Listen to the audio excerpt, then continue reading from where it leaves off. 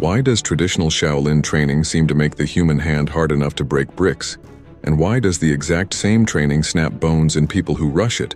The answer isn't magic, and it isn't just pain tolerance.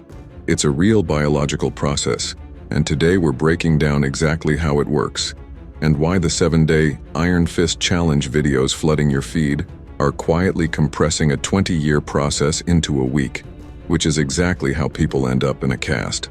Let's start with the actual mechanism, because this isn't folklore. Bone remodels itself in response to repeated mechanical load, growing denser along the specific lines of stress it experiences. It's a real physiological principle called Wolff's Law, and it applies to every bone in your body, not just your hands. Your skeleton is a living tissue, constantly broken down and rebuilt according to the demands you place on it. Iron Fist training isn't some mystical hardening ritual. It's deliberately, repeatedly triggering this natural adaptive process in the small bones of the hand and wrist, specifically, the same way a runner's shins or a gymnast's wrists adapt to repeated impact over years. Wolff's Law describes how osteocytes detect mechanical strain and signal osteoblasts to deposit new bone where load is high, while osteoclasts remove underused bone.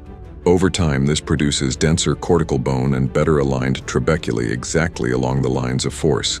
In the metacarpals and phalanges, repeated controlled striking gradually increases resistance to compression and shear. The process is slow because each remodeling cycle takes weeks to months, and this isn't theoretical. A study measuring bone density in long-term Okinawan Kobudo and Karate practitioners found significantly higher bone strength indices in advanced black belt practitioners compared to less experienced color belts. That's direct evidence that years of striking training measurably changes bone quality, not just someone's ability to grit their teeth through pain and act tough for a camera. But here's the part almost no Iron Fist video mentions. Not all martial arts training produces this effect. A 1-year Kung Fu training protocol found real improvements in strength and physical performance, but no significant effect on bone mineral density itself. That's a genuinely surprising counterpoint. General martial arts training doesn't automatically give you steel hands. It's specific, repeated, targeted impact loading that produces this adaptation, not just showing up to class in drilling forms. So how does the damage and repair cycle actually work? Training causes microscopic damage to the bone. Real damage, invisible to the eye, usually painless in the moment. When that micro damage heals, the bone grows back slightly denser and stronger than before. But here's the line that separates deliberate training from an emergency room visit. Strike too hard, too soon, or too often without adequate recovery, and instead of adaptive micro damage, you get an actual fracture. There's no warning light that turns on right before you cross that line. The entire practice lives on that razor's edge between controlled stress and real injury, and that's exactly why traditional training moves as slowly as it does. Rushing doesn't just slow progress down, it works against the adaptation. Because a fracture doesn't strengthen bone, it damages it in a way that requires real recovery before further loading is safe. Bone remodeling units need time. New damage layered on unfinished repair simply accumulates microcracks. Traditional methods therefore keep practitioners on each surface hardness for weeks or months until residual soreness disappears before progressing. Bone isn't the only tissue adapting.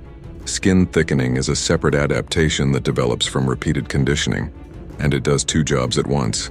It shields the hand from injury, and it helps transmit striking force more efficiently. This is why traditional training almost never starts with striking anything hard. It starts with sand or dried beans, for weeks or months before the surface ever gets firmer.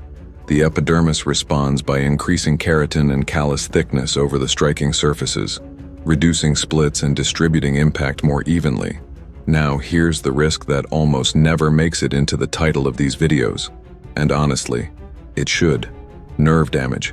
Nerve damage from this style of training can take a long time to appear, sometimes months. That means a practitioner can be doing real, cumulative, silent harm for an extended period before any symptom shows up at all. No bruising, no obvious pain, nothing waving a red flag. By the time you feel something's wrong, the underlying damage may already be significant, and nerve tissue doesn't recover the same forgiving way bone does. Most content only warns you about bruised knuckles. Almost none warns you about the injury you can't feel until it's already progressed. Peripheral nerves in the hand lie close to the impact surfaces. Cumulative trauma can produce lasting numbness or neuritis that appears long after the training sessions that caused it. Traditional programs handle this risk with a real graduation system, slow by design. Practitioners progress from soft materials like sand and beans to firmer materials like gravel and eventually steel shot, over months, often years. Many practitioners spend up to 20 years mastering that full progression. 20 years. That completely reframes what a viral 7-day Iron Fist challenge actually represents. Not a shortcut to the same result, but a dangerous compression of a decades-long adaptive process into a time frame the human body was never built to adapt within. There's also a specific target zone experienced practitioners avoid entirely: the joints. Experts avoid striking joints because joint impact is both more painful and carries a much higher risk of serious, lasting damage compared to striking the flatter shafts of the bone. A joint is a fundamentally different structure than a bone shaft. Cartilage, synovial fluid, ligaments, precisely fitted surfaces, and it doesn't heal the same forgiving way a bone shaft does. Damage there tends to stick around permanently, showing up later as chronic pain or early arthritis. Interestingly, this loading effect isn't just an adult phenomenon, and it's more specific than most people assume. A study on adolescent martial artists found kung fu practice was linked to higher bone mineral density in the arms and spine, while judo was linked more to the legs. Bone adaptation follows the exact stress pattern of whatever discipline someone actually practices, not some generic martial arts is good for your bones effect. Your skeleton adapts precisely to the load you consistently place on it, nowhere else. And to be fully honest, even people who train and teach this practice will admit there's a psychological layer folded into the steel claim. Some practitioners argue that even if part of the protective effect is more mental than purely physical, the confidence and pain tolerance this training builds can still provide a real edge. That doesn't cancel out the biology. Wolff's law is real, and the bone density studies are real. But unbreakable hands isn't a purely physical superpower. Part of it lives in the nervous system's relationship with pain, not just in a bone density scan. It's worth understanding why this practice exists historically too. In an era where hand-to-hand striking was a genuine practical skill, a fighter whose hands could withstand repeated impact without breaking held a real tactical advantage. This wasn't developed as an aesthetic flex or a viral stunt. It was refined over generations by people whose safety depended on getting the progression right, because getting it wrong meant a permanently damaged hand. That history is exactly why the traditional progression is so conservative and so unforgiving of shortcuts. It's also worth addressing something that comes up constantly. But I've seen people condition their hands in a week on camera, and they seemed fine. Pain tolerance and visible injury are not the same thing as tissue adaptation, and they operate on completely different timelines. Someone can push through a full week of striking without a visible fracture. That doesn't mean nothing happened inside the hand. Micro damage doesn't always produce immediate visible symptoms. That's the entire point of calling it micro. The danger is cumulative. Repeated loading without time for repair means the damage compounds instead of resolving, and the real consequences often show up weeks or months after the video was already filmed and forgotten. The camera catches the 7 days. It never catches month 2. This is also why comparing a video's before and after hand strength to actual bone density is misleading. Someone can genuinely get better at generating striking power within a week. That's motor learning, not the skeleton. Bone remodeling runs on a completely different clock, typically needing weeks minimum per cycle, and months to years for the density increases found in the practitioner studies mentioned earlier. A short challenge can change performance. It cannot meaningfully change bone density in that window. A genuinely safer starting point looks nothing like a compressed challenge. It begins with the softest possible resistance, prioritizes correct technique over intensity from day one, and only progresses to firmer material once that foundation is solid, measured in weeks and months between stages, not days. Pain that lingers, swelling that doesn't resolve, or any tingling or numbness are signals to stop, not signals to push through. Because pushing through exactly those signals is how the silent, cumulative injuries happen. It's also worth being specific about what real supervision needs to look like. A qualified instructor isn't just someone comfortable striking hard surfaces. It's someone who can watch a student's wrist alignment, knuckle placement, and follow through on every strike, correcting small technical errors before they become a repeated stress pattern on the wrong part of the hand.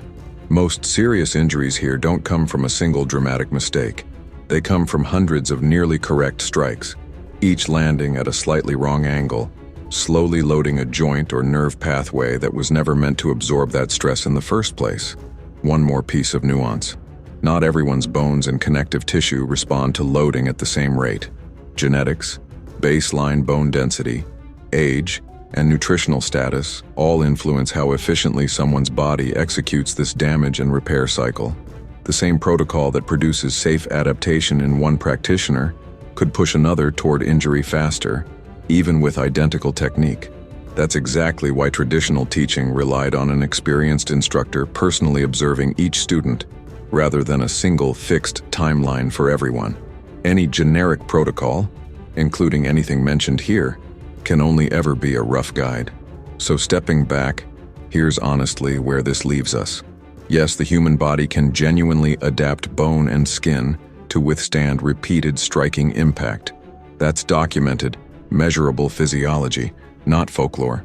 But this is a slow, expert-supervised traditional practice built around decades of careful progression, not a weekend experiment you film for views. The same mechanism that builds a striking surface capable of breaking bricks can also, if rushed, break your hand permanently, damage nerves silently for months before you notice, or leave you with joint damage that never fully resolves. If you're genuinely interested in this kind of training, it belongs under the direct guidance of someone who's done it for years, not a montage, and not something attempted alone based on a video.